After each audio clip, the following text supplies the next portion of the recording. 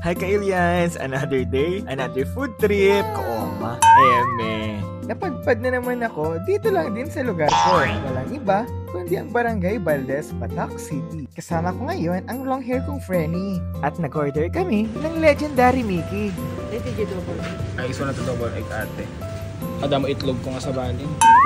Dito, lalong sumasarap ang kanilang Mickey, lalo na pag may chili. 2 kutsarita para extra energy. Idagdag mo na ang pamintang kakilala mo, pati na rin yung suka na amoy ng kilikili mo. Ang maganda dito, pwede kang humingi ng extra sabaw para may extra ka pag nasaktan ka.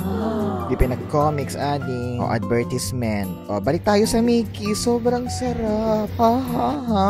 Pero sa totoo lang, ang lasa nito ay hindi ka mauumay. Sabaw pa lang, Mickey na.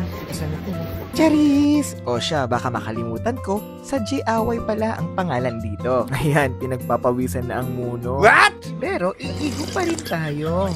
Pagkatapos dito, eto na, ang bola-bola mo. What? Kinakain ko ang itlog ng ganito. Lagyan mo ng patis para parehas ng lasa ng itlog mo. Charis! Sarap ng lutong Ilocano, ramdam hanggang huling subo. Attitude pack. Charis!